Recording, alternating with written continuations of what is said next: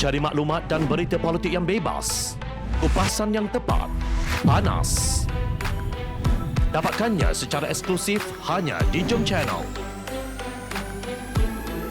Komitmen kami, pentasan berita Isnin hingga Jumaat. Berbicara dan isu semasa, kami garapkan secara langsung. Panel-panel berkaliber dan profesional. Interaktif, pandangan anda kami raikan.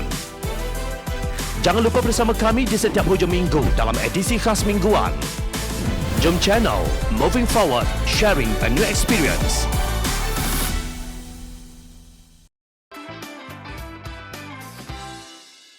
Banjir di Pantai Timur, tidakkah pemimpin belajar?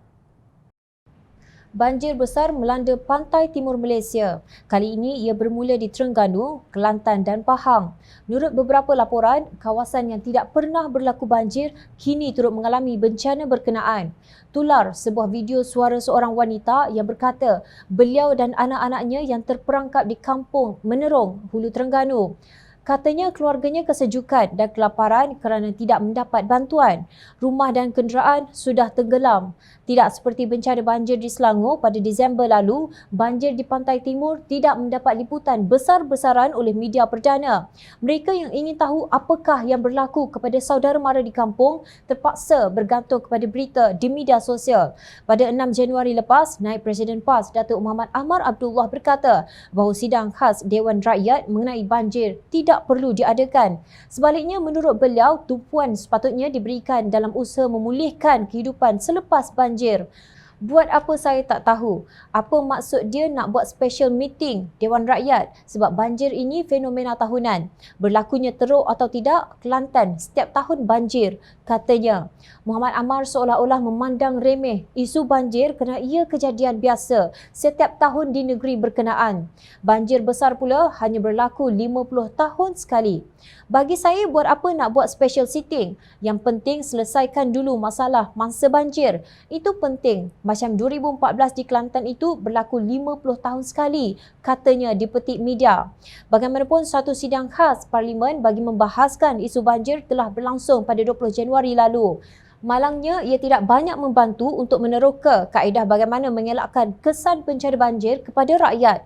Apa yang berlaku ialah kedua pihak, kerajaan dan pembangkang, saling menyalahkan satu sama lain. Perbincangan di Parlimen bersifat memandang ke belakang kerana kerajaan lebih berminat untuk menjelaskan alasannya kenapa mereka gagal bertindak di saat rakyat ditimpa bencana. Banjir yang melanda Selangor dan sebahagian Pahang Disember lalu dikatakan di luar jangka yang menyebabkan banyak pihak terkejut. Malah agensi pengurusan bencana negara NADMA disifatkan gagal dalam menguruskan bencana banjir yang sedang melanda negara. Namun pada kali ini, Pusat Kawalan Bencana Negara NDCC di NADMA sudah mengeluarkan notis kesiapsiagaan bencana di negeri Pantai Timur Semenanjung sejak Selasa 23 Februari lalu, lapor Berita Harian. Ia susulan amaran dikeluarkan Jabatan Meteorologi Malaysia, Met Malaysia, pada 17 Februari berhubung luruan angin timuran yang dijangka memasuki rantau negara yang boleh menyebabkan peningkatan kelembapan, seterusnya berpotensi membawa hujan berterusan. Menurut laporan, pihak negeri dan agensi berkaitan telah diminta bersiap sedia oleh Pusat Kawalan Operasi Bencana PKOB yang masih beroperasi secara maya sejak diaktifkan 19 Disember tahun lalu. Ketua Pengarah NADMA, Datuk Dr. Aminuddin Hasim, berkata selain negeri sekitar Pantai Timur, notis sama turut dikeluarkan susulan amaran hujan berterusan peringkat waspada beberapa daerah di Pahang dan Mersing di Johor.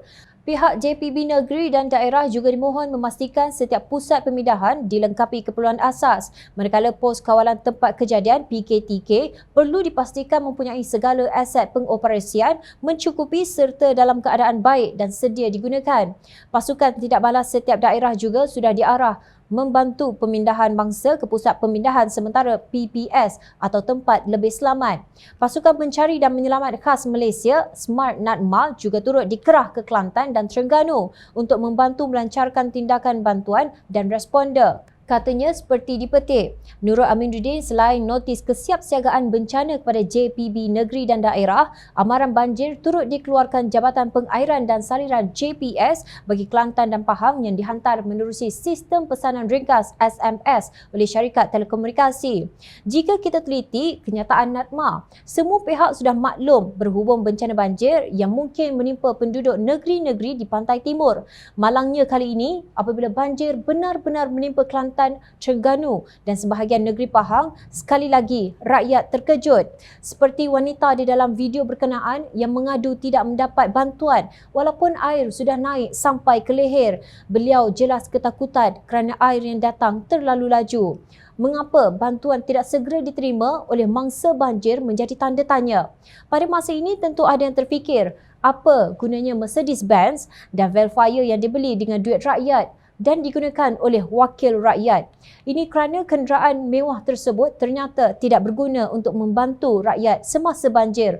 Apa yang jelas, kerajaan yang setiap tahun negerinya dilanda banjir tidak pernah belajar daripada pengalaman untuk menanganinya secara tuntas. Penderitaan rakyat yang ditimpa bencana banjir dilihat terpisah daripada kehidupan mewah pemimpin.